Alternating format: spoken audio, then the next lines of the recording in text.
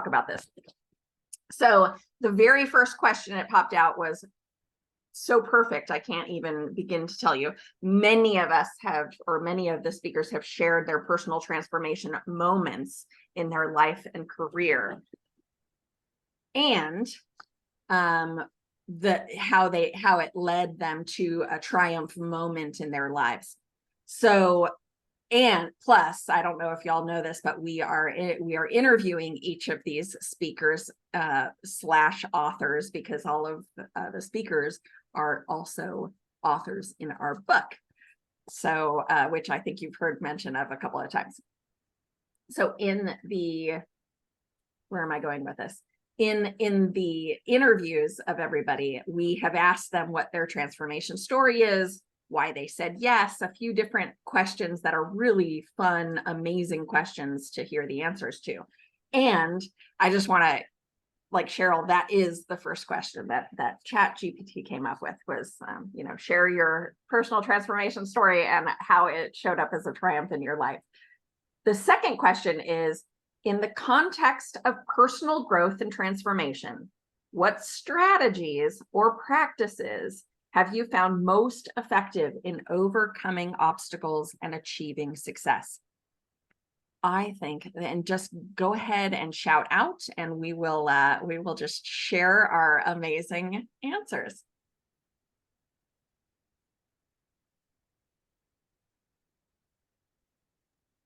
So you're looking for strategies that we use? Yeah, tips and strategies, because honestly, I know that several people have shared a few in their presentations. So maybe just even that, whether you want to share stuff that you've already shared, or maybe something that you haven't shared.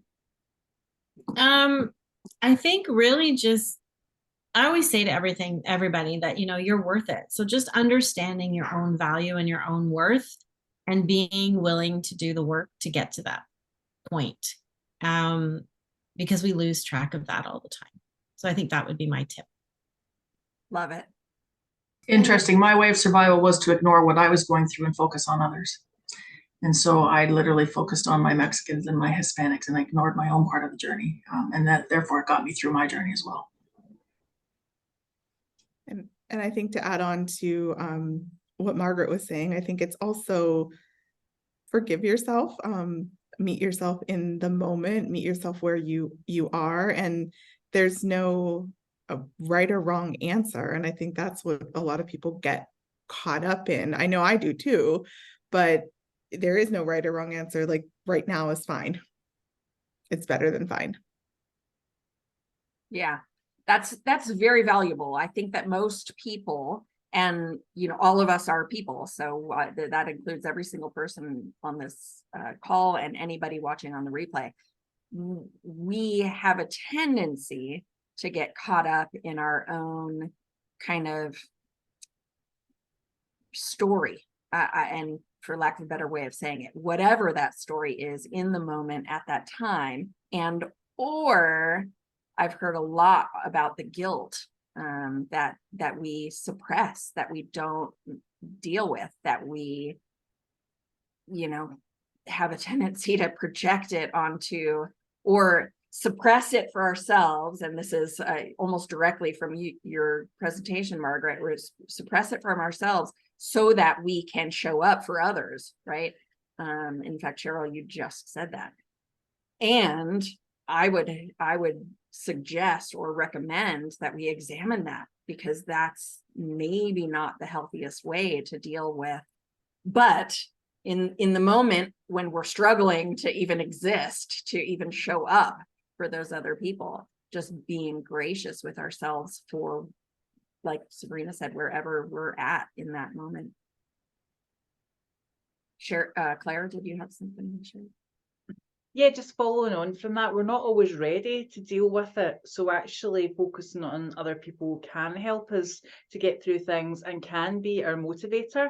If we care about other people more than we care about ourselves, then that's going to be our driver, that, and for the people pleasers and those who think in terms of things globally and universally, oneness, potentially will think about the collective maybe more than the individual. So there's a time and a place, and that strategy I think can work for a while, but eventually, as my talk was about, we can focus on humanity and society for a while, but eventually we kind of need to sort our own, empty our own, I was going to say rubbish bins, but you would say garbage cans, maybe in America. So you need to empty that out, otherwise that stuff gets very heavy to carry around. I like how you put that. Will. I've always used my vision statement and affirmation statements to project what I'm working towards, and then just focus on my duties and responsibilities. The day-to-day things have to get taken care of, like Sharon talked about in her talk. And sometimes it's hard to move through those things. But I found that if I do those affirmations daily, and then I just go to work on the things that I have to get done, it allows me to push through and to work. And then as I can handle those things, whether it's mental or emotional, I can topple those things one at a time, and just continue to move forward through that process. Yeah. Very logical approach, Will. Love it. Honestly, listen, for me, when I get overwhelmed with my emotions, my logical side will absolutely kick in and save the day. So thank goodness for that logical side. And yeah. Christine, yes, please. Yeah. Can you hear me? Yes, I hear you. Okay, perfect. Just a couple of tips that I constantly play over and over again in my head during those trying times, obstacles, challenges. Actually, I guess it kind of is like a mantra, is I lean into resistance. I get comfortable with being uncomfortable. I remind myself to give myself grace. And I also remind myself to hold space for myself, because it has been a long journey, but I am not finished with my journey yet. And I've come a long way. Beautiful. Love that. Love that. I think every single one of our speakers can absolutely relate to that, and hopefully our audience as well. All right, that feels pretty complete. Let's move on to another question. Especially since we just talked about resilience, and it seems to be in the face of what I define as a transformation triumph, which is why we choose themes each year. I feel like the word resilience is really key to a transformation triumph. So how do you define resilience in the face of that adversity, and what role has it played in your own transformation story? So I'll repeat it. How do you find resilience in the face of adversity, and what role has it played in your transformation journey? I think, can I start here, Jamie? Yes, please. Resilience, those things that pops up, and it really challenges you to make sure it's what you want, right? Are you going to stay on track? Are you going to keep going even if there's a hiccup in the road, or are you going to hit one hiccup and just throw your hands in the air and say I'm done? Right? It's how you show yourself how strong you are, and we see resiliency pop up everywhere. I think I'm getting out of my door on time, and my son has his shoes on backwards or whatever. It pops up everywhere. So the more we learn to deal with resiliency, the better we get at it, so that when we are doing the big stuff, it just becomes more fluid, and it just shows us what we're made of and what we want to do. Love it. Love that answer. And I think for those of us, such as myself, that are type A personalities, I think it also has to do with being a bit flexible when there's a hiccup in the road. For sure, not everything is going to go to plan, and knowing, should I give up? Should I not give up? How badly do I want this? And knowing yourself is really critical too. If you want something very badly, you will work around whatever hiccup comes in the road. But if you decide you don't want it, also it's okay, and let's concentrate on what you do want. Love that. Love that. Focus is what I'm hearing you say. Yep. That focus is super key to being resilient in the face of adversity. And if you're a type A, it is possible for certain. I'm living proof of that. Yeah, well, yeah. I can't relate at all to the type A personality profile. Sarcasm. And I'm right there with you, Sabrina, totally a type A as well. So I agree 100% with what Joe has been talking about. You know, resiliency really does have you reflect on what's really important to you, right? And where do you want to put your efforts? What do you want to do? And proving to yourself how strong you are in getting the things or creating the life that you want. You can either give up and walk away, or you can be resilient and keep going. And sometimes giving up and walking away is okay. I mean, actually, let me just say, every decision that is made is a perfect decision for you in that moment. Right. And every decision you make, you are walking away from whatever the other decision you didn't make, right? You're making that choice and that distinction. But resiliency too surfaces to help you make the decisions that are best for you. Love it. Love it. Awesome sauce. All right, moving on. Do we feel complete with that one? Yeah. Okay. Moving on. What role does self-awareness play in a personal transformation, and how can individuals cultivate it to achieve their goals? Well, it's foundational, because ultimately everything's coming from you. So in the story that I was telling, problems that I was seeing externally in my life were actually being created by me, by my thoughts, by my feelings, and by my actions. So self-awareness is so important, because otherwise we tend to point the fingers elsewhere. But as my dad says, when you've got one finger pointing elsewhere, you've got three pointing back at you. So I would say that's probably the start of everything. Otherwise, we'll just look outside ourselves for not just the problem, but the solution. That was another point I made in my speech when I was talking about, we don't, nobody takes our power, we give it away. So we're giving away. If we say, you're the problem in my life, then what we're saying is, you are more powerful than me. So I'd say self-awareness around that is foundational, absolutely. Perfect. Beautiful. Absolutely. 100% agree. 100% agree. I'd say it's a journey too. Yes. I don't believe that being self-aware is a destination. I think it's a journey, and it's a process, and it's a continual, going and looking at yourself and evaluating the things that you want, the changes you want to make in yourself, the changes you want to make through influence in your community. So, yeah. Perfect. I love your analogy, Will, where you're sharing about the river. Not only is the river not the same when you step into it, but you're not the same from minute to minute to minute. So I seriously love. I also want to add to Will's that, changes that are going on organically. There are different stages of adulthood. You're starting out, you have your children, you have your career, you're empty nesters, you don't know each other, you forget you're not mom and dad, you're Joe and Jane. And I mean, there's organic changes going on all around all the time during these self-awareness times. So sometimes, we got to set us over there while looking after our health and carry on with organic circumstances of living. Adulthood, the stages of adulthood. We go from toddler to grade school to teenager to a big old stretch of adult. Well, it needs to be broken down.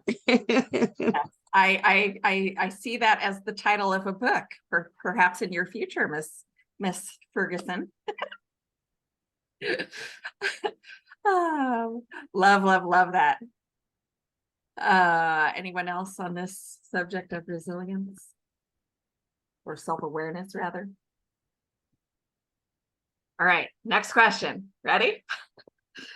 Can you discuss the importance of adaptability and flexibility in the process of transformation, especially in today's fast-paced world? The importance of adaptability and flexibility. Yeah, Joe, take it. I think you have to be, because you don't control everything, right? What can you control? You can control this, you can control this, you can control this. You can't control how other people react.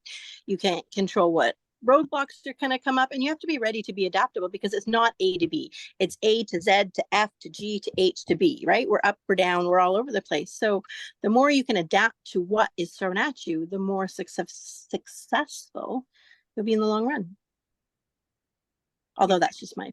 No, love it, love it, love it. Yeah. Yes. I'm looking at it thinking like, is there a, I feel like there's more to that, Joe. Give us like well, that's a whole TED Talk, Jamie. Come on now. Well, yeah. I mean, every day we face adversity, every single day, and we have a choice. Are we going to go with it? Are we going to be flexible, or are we going to let it ruin our day? Are we going to become miserable? Are we going to be stuck in our ways? Are we going to feel stuck? If you want to move forward, we have to be adaptable to our surroundings, because we can't control them. We can't control anything around us. Essentially, at the end of the day, we can't control other people. We can only control our reactions. So when adversities pop up, how are we reacting to them? Yes, you hit the nail on the head with the how we're reacting to them. That right. Margaret and then Sabrina. Thank you, Joe. Awesome. You're welcome. Yeah, I love what Joe said. And to add on to that, I would say having that flexibility also ties into the idea of being resilient too, right? Is being able to bob and weave and move and adjust to continue on the path that you're heading towards, but also maybe adjusting altogether if it's not where you're going. I think when we get caught up in trying to not adapt and not adjust, that's where we increase a lot of stress levels and we increase a lot of frustration. And if we can have a little bit more fluidity in that, it helps move forward with whatever you're going through. Absolutely, 100%. And I think even just adding, because I agree entirely with Joe and Margaret, but I think also even adding into the concept of agility as well, not even just flexibility. Can you move through things easily? Can you be agile, whether it's at work, whether it's at home? As they said, you can't control everything. And if you are going to let what someone else does ruin your day, I hate just to be a blunt New Yorker, it's your fault. I mean, you have to just be able to move past these things, be agile, be flexible, be resilient. It's everything that we've been talking about on this call. Love it. Love it. Love it. Cheryl and I often say in our basically daily chats with each other, the soul heart sessions, we always say, you are the only common denominator in your experience in the world. Period. End of sentence. Like, how do you got to get out of your own way.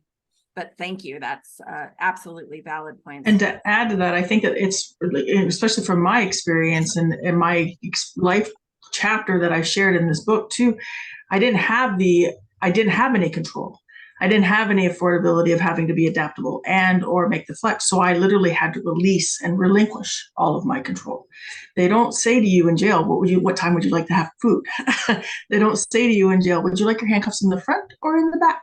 They don't ask you those kind of things. So at that point, it's relinquishing our control too, and just literally letting life take its course. And I think at that point, it also becomes a brain matter. It did for me anyway. It's like, there's no point resisting it. Resisting is futile, as we hear. And so we're all preaching self-empowerment and self-power, I agree. But also sometimes self-empowerment and self-power is also recognizing where your limitations are and just going with where you need to go. Absolutely valid point. And that's not just in the penal system. It is throughout life. I mean, I think one of the biggest lessons I ever learned as a teenager was when I went to college. I was so excited to be living in my own space so that I could play my music as loud as I flipping wanted, because my mom couldn't tell me I couldn't play my music that loud. Well, naturally, it wasn't my mom this time, it was everybody in the building. So it, you know, the limitations that we are subjected to throughout life don't just exist in our current situation. Oftentimes they're kind of societal expectations and or conformities that we have to get comfortable with, or move to your own private island. Then you can play your music as loud as you want. Anywho, all right, cool. Couple more questions. I think we have time for a couple more questions because these are kind of fun. Many people fear failure as barriers to transformation. How do you view failure, and how has it contributed to your own triumphs?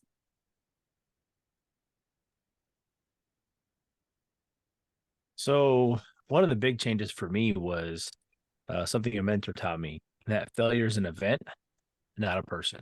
Person is not a failure. I have a failure event.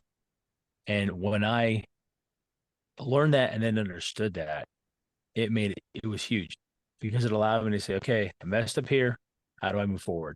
And not think negatively and put that on myself, but to look at that, look at the event, what I did wrong here. How can I make this better? What can I change?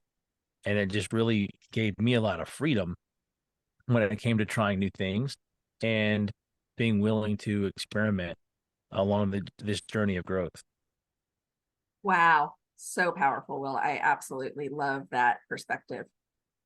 Seriously, very cool. Thank you for sharing. Margaret and then Sabrina. Yeah, I love everything Will just said. That is such an amazing way. I've not heard of it as a failure event before, but I think I'm going to start using that term. I think failure, excuse me, I'm just getting over a cold. Failure, I found, has always opened other doors, right? It just means that that one thing that you thought was meant for you wasn't, at least not at that time, not at that moment, not in that way. And so looking at it as a learning growth experience, but also looking at it as a gift, right? If you get everything that you want all the time, life kind of loses its shape and color. But if you are faced with some challenges and you have some failures, it gives you substance and character, and it helps you grow. But it's also opening to other opportunities. I know there's been times where I've been so upset that things didn't work out the way that I thought they would, but then when I turned around, something even better came along, right? Something even better happened. And I think looking at failure as a gift versus something negative is a good perspective to have and a good approach. Totally agree. Totally agree. Yeah. Sabrina, then Claire, I'm going to come to you. You're muted, sweetheart. Apologies. I thought I had gotten zoomed down by now. I will celebrate this failure, but on that note, I was actually just going to say there was a COO that I used to work under at one of the consulting firms.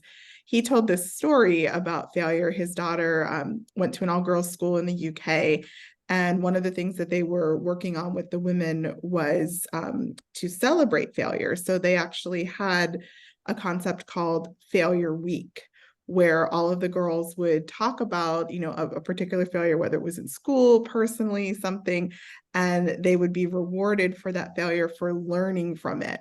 So I definitely think there is there is definitely a good concept behind, you know, learning from your failure, but also celebrating it. The other thing that I often say to people who work underneath me is own your failure. I will be the first person to say, you know what, I screwed up.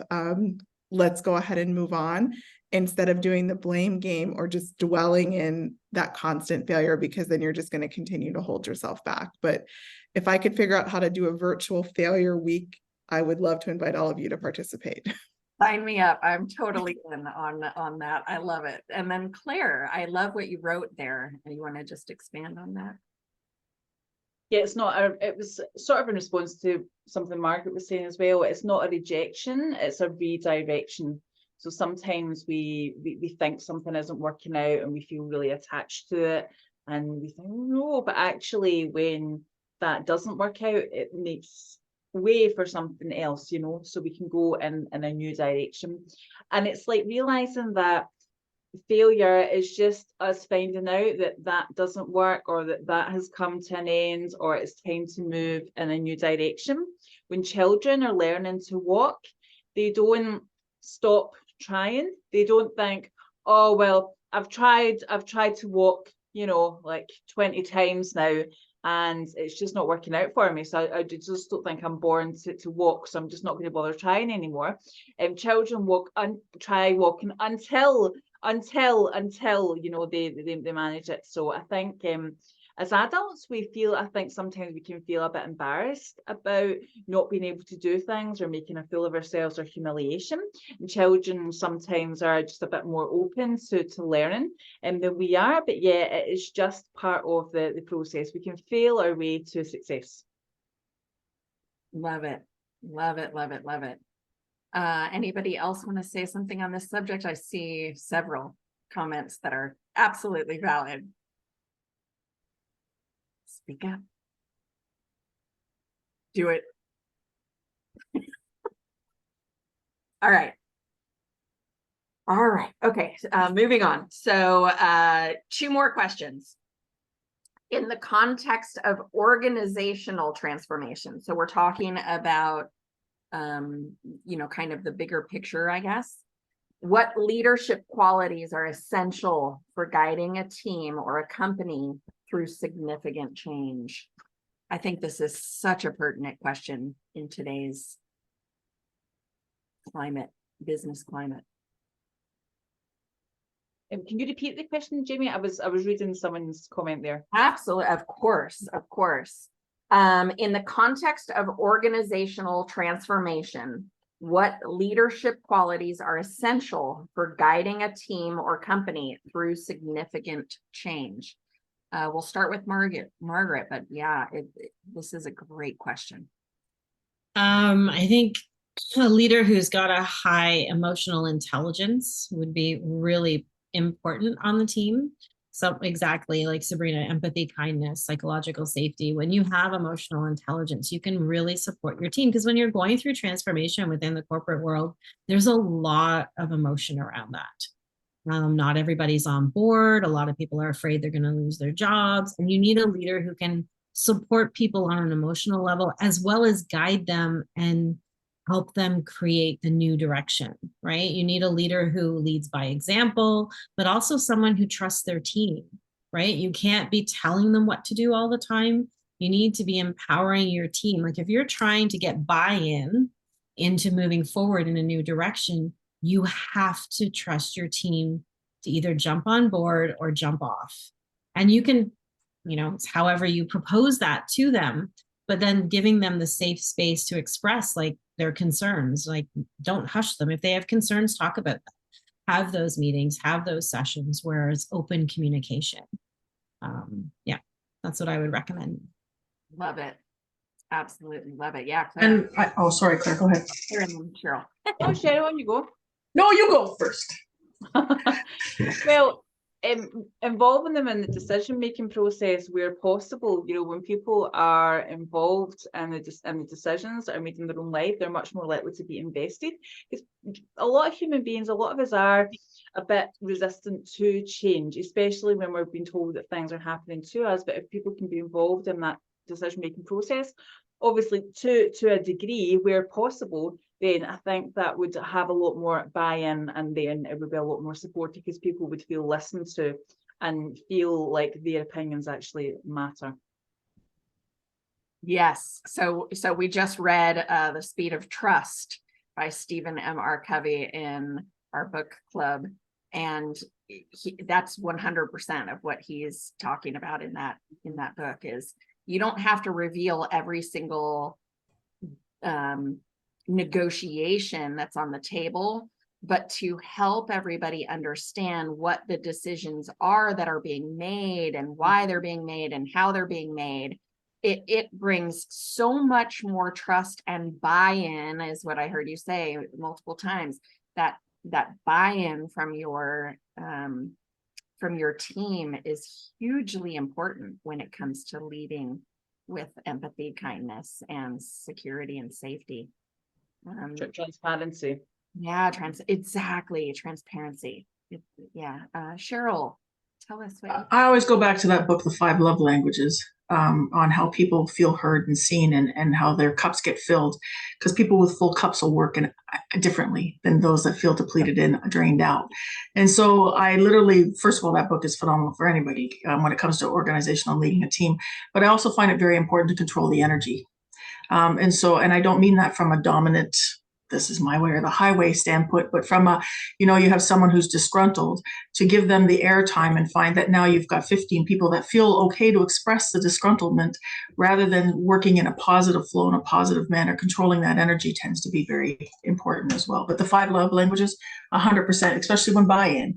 Someone else, you may be able to say, here's a $50 bonus at the end of the day, and that's their buy-in. They're driven that way. Where other people will be, I'll make you a plaque that said you helped us transition through this, because they want the recognition. That'll be their buy-in. So understanding the people and how they work. Oh, so valid. Absolutely. Sabrina. And then I think that I agree with that too, Cheryl. I love the book, The 5 Love Languages.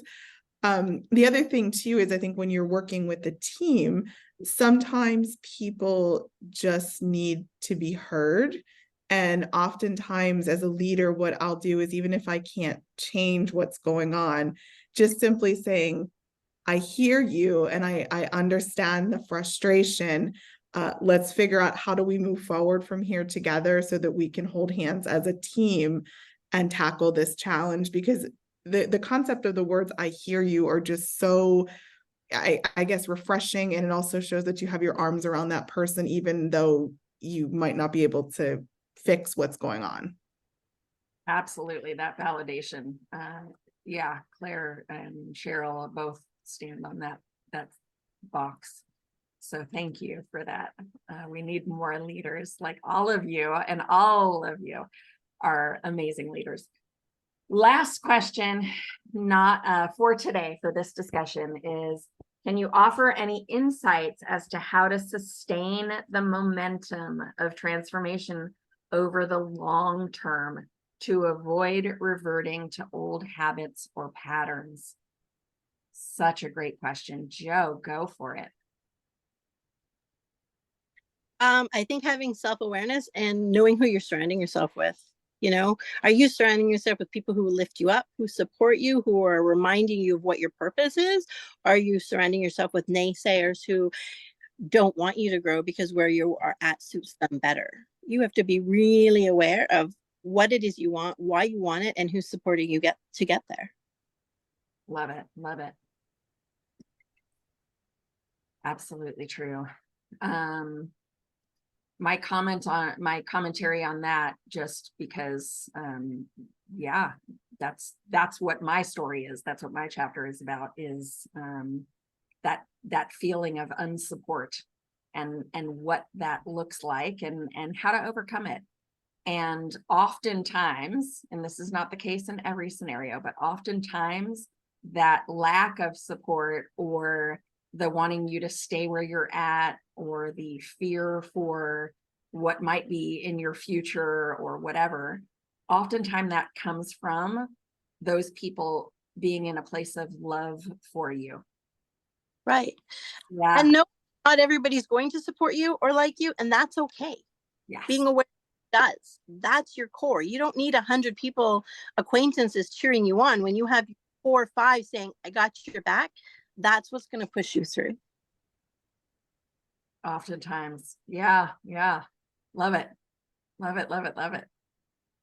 Anybody else have commentary on this, offering insights? Yeah, the clear vision and the why. The driving forces. Why are you doing this? This will get you through the darkest of nights, and having a clear vision of where you're headed. Definitely. Yes, that why is powerful. One of the first questions that I have been waking up in the morning to for the last, let's say, 3-4 years has been, how may I serve today?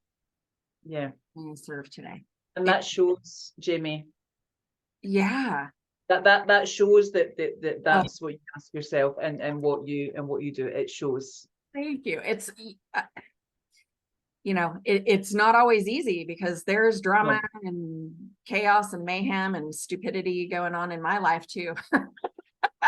So just know that when I get over myself and I'm looking, how may I serve? Because it's not all about me and what I want and what I need. Now, granted, there are boundaries there, and as a people pleaser, that definitely comes to the surface for me. And where are my boundaries and how can I take care of me and what does that look like today?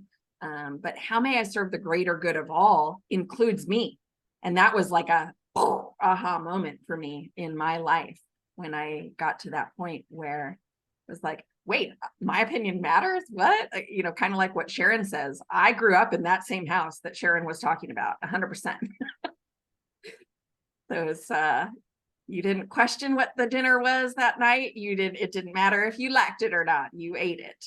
You didn't, all of those pieces of the puzzle that she was talking about, how, children are to be seen and not heard. Money doesn't grow on trees. I mean, so many things that are in this self-help world of helping ourselves get over are part of all of our experience when we were young. Yeah.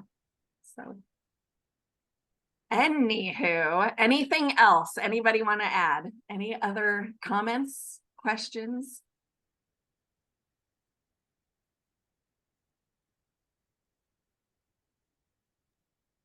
Can I just say, thank you to Jamie and thank you to Cheryl for putting this together, for bringing this group of people together, for giving us this platform. We're truly, truly grateful.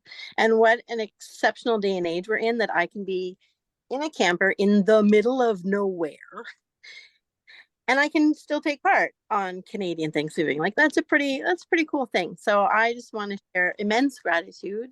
Thank you. And when I get back to home Wi-Fi, we will reconnect. Fantastic. Thank you. I'm so glad. And it is an extraordinary time in the universe, in our world. And we have so much good that is coming out of this. So let's all continue to focus on the good and the positive things that we're bringing to the world and keep spreading that, because that is worth spreading. Love it. Love it. Love it. So thank you all for being here today. Go forth and be fantastic today. Spread aloha. Yes. Yes. My cousin. Anyway, yes. Mwah. Thank you. Thank you. We'll be back here tomorrow let me just really quickly grab that. I'll be presenting Everyday Success at 3 p.m. Pacific time. That's 6 p.m. Eastern time. Christine Barlet will present on Restore, Balance, and Discover Inner Peace. 4 p.m. Pacific, 7 p.m. Eastern. Susie Rollins will present on Living Intentionally.